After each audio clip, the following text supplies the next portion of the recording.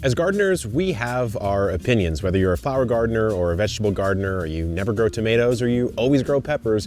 But with that comes a variety of opinions on the types of plants in the garden that are probably a little bit overrated. So what I did is I asked a question to you guys, our subscribers here at Epic Gardening.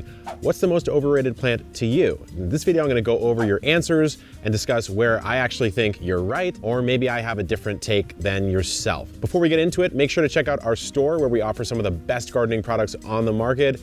And let's go ahead and see which plants you thought were the most overrated. Let's kick it off with a plant I think I actually agree with. This is one from Jamie Rice. Brad's Atomic Grape for me. I finally got the chance to grow them this year and we were super excited.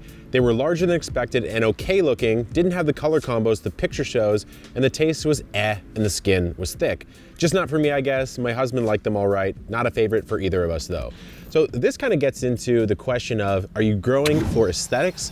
Are you growing for production, disease resistance, pest resistance, or are you growing for flavor? Now, if you're Jacques, the garden hermit here at Epic Gardening, he's always growing for flavor. He doesn't care so much how a plant looks. In the early days of my gardening journey, I was growing for aesthetics and beauty and uniqueness almost exclusively. So I actually had a bit of an experiment with Brad's Atomic Grape. And in that experiment, I actually figured out much what Jamie figured out, is that it does look beautiful. Sometimes the colors aren't quite what are shown on the picture, although that might just be grower's error, but the flavor to me just wasn't there. I think Brad's a fantastic grower, but for me, that is a little bit of an overrated tomato. This one's from S, who says, bell peppers. It can take 5 to 6 months to get to harvest only 2 to 3 semi-small bell peppers. As I recall, a couple growing seasons ago, it took 6 to 7 months to reap the rewards of growing the plant. I don't necessarily agree with S's take here, but I certainly do understand it. Bell peppers are some of the more time intensive for the amount you get on the plant. Like they said, 2-3 peppers per plant. Of course, you'd have to plant a lot of peppers to get even maybe 30 bell peppers for the season, whereas you could take something like a shishito, throw 1 plant in the ground, and I got at least 100 shishito off of 1 plant. So it really is more of a trade-off of, do you really, really love a bell pepper? If so, go ahead and grow them. But I wouldn't fault someone for actually going to the local farmer's market, buying their bells there because they're honestly quite cheap, and then growing some of those more bespoke or rare unique peppers in the garden. From the Tobinator, we have potatoes. Apios americana is more nutritious, flavorful, doesn't like to rot as often in my experience, and actually makes seed so you can breed them for your climate. I've heard sweet potatoes are better than normal potatoes, but I haven't grown those yet. Tobinator, I'm sorry to say it, but I do disagree with this take. You're talking to the potato daddy. That's a self-coined title, but I still wear it proudly. I've grown potatoes in almost every format that you could possibly grow them, to much success and to much deliciousness. And many of you OG followers here, subscribers on Epic Gardening, know I actually survived almost exclusively off potatoes for a whole month in 2019. So for me, potatoes are more nutritious than you would think. Also, for a beginner, they're extremely easy to grow, so a very beginner-friendly plant. You don't need super fertile soil to grow them. They're what's known as a pioneer crop, so you can kind of toss them in the ground and let them rip, and they'll just kind of make their way through the soil and put out some nice fat tubers for you. Now, that being said, I would agree that Apios americana or sweet potatoes are a really fun crop to grow. Both of those are cool. I personally am preferable to sweet potatoes myself. We grew a big old batch of them this year. And yeah, it's a different flavor, it's a different vibe. Sweet potatoes, though, take quite a bit longer than potatoes, a little more babying, a little more heat. So to me, potatoes are a staple that are never going out of style. Timo says, Tomatillos. The only way I know how to use them is salsa verde, which is kind of a pain anyways. I gave away as much as I could, but most went to compost. This take, I have to be honest, I do agree with. I think tomatillos are a slightly overrated crop. And yeah, it might be because I struggle to grow them. I've had a couple years where I haven't had the best tomatillo crop, whereas my tomatoes absolutely exploded. And at least where I live here in San Diego, finding salsa verde, that's not a hard task. I'm very, very close to the Mexican border. It is abundant everywhere. So when you're gardening, you want to think about what's accessible to me and what's rare, unique, harder to find. For me, finding some good salsa verde is not a problem, and I struggle so much growing tomatillos that I'd rather dedicate that space to something more productive for me, like a normal tomato. Jennifer King has a double header here for us, so I'm going to take them part by part. Her first, Watermelon. The vines grew everywhere but only had one fruit, which turned out really small and looked and tasted really odd when harvested. To me, there's a difference between a plant being overrated, thus not worth growing, or maybe just having some pretty normal struggles growing it in your first couple seasons of gardening. I can't tell you how many crops it's taken me, maybe one season, sometimes even 3, to really perfect, especially for my particular climate. So for me, watermelons are a staple. I love growing them in the summer, but yeah, my first season just really wasn't that strong, mostly because I didn't know how to treat the watermelon properly. I wanted to grow it kind of just as a normal plant, but not realizing how much it really vines out, how to know when that watermelon is perfectly ripe, how to know when it's overripe, how to make sure that you don't split the watermelon when it's getting close to being ripe, all these sorts of factors. It's knowledge that yeah, you can learn it before you start that journey on that first crop for that season, but a lot of us are learning by error effectively. And so one season, to me, that's not enough to write off the watermelon.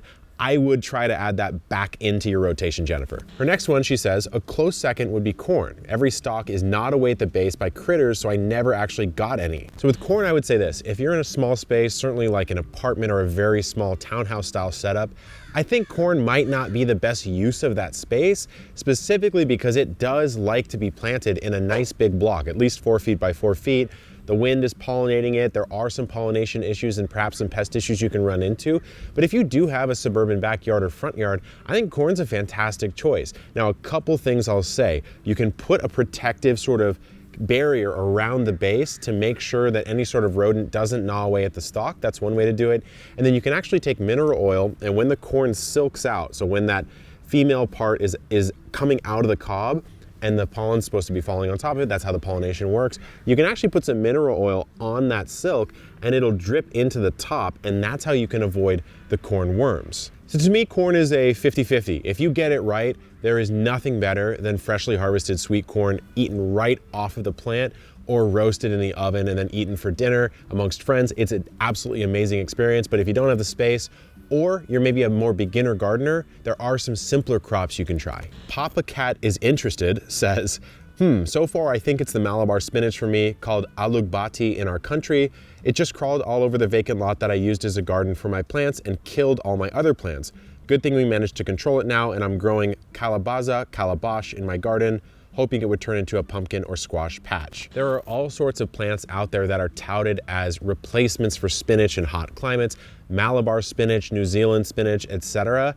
To me, there is nothing better than spinach, the classic crop. I love it. Saag paneer, if you're into Indian food, one of my favorite dishes in Indian cuisine, or just sauteing some spinach and adding it into a normal dinner. It's pretty easy to grow. It wants to be in colder climates. And I kind of have to agree with this comment. I'm not so much into growing these spinach alternatives. Yeah, it might work a little better at a particular time of year, let's say right in the middle of summer, for example, whereas normal spinach would struggle.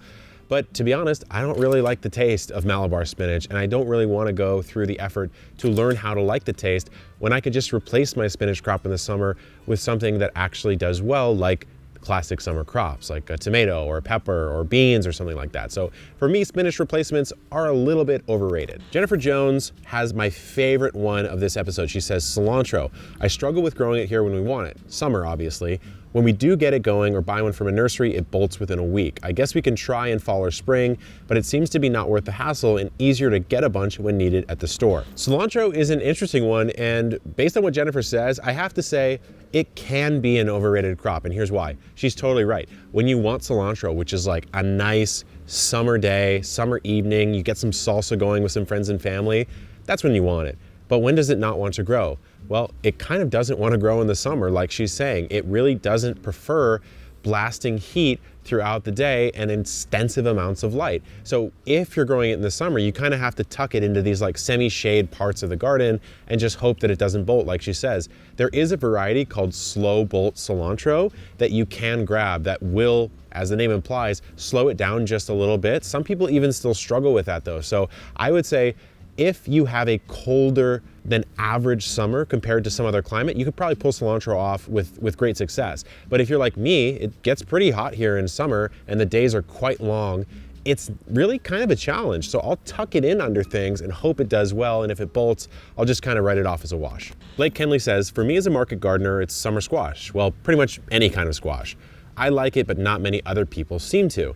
I'm doing just one bush for myself this year. I feel like people don't understand that it's extremely versatile for stuffing or topping. I even put it in my canned salsa. Weird, I know, but it seems to help the flavors all come together. Squash is potentially one of the more overrated crops in my estimation, if you make the mistake of planting too much and letting it get out of control without harvesting it and enjoying it properly. So there's this often quoted sort of gardener's wisdom or gardener's joke of, you know someone is a gardener when they're giving you squash. Why? Because at the end of the season, you simply have too much and there's not much you can do about that because it's so prolific. So there's a couple things you can do to mitigate this. If you're growing those like patty pan style squashes that kind of look like little alien spaceships, something you can do is actually harvest it almost at like a golf ball size, maybe a little bit smaller. It's very delicate, it's very tender, it's very delicious. You can take the blossom off as well as the actual squash fruit, that really young immature squash fruit. You cut that squash fruit in half, saute that with some butter and some spices of your choosing.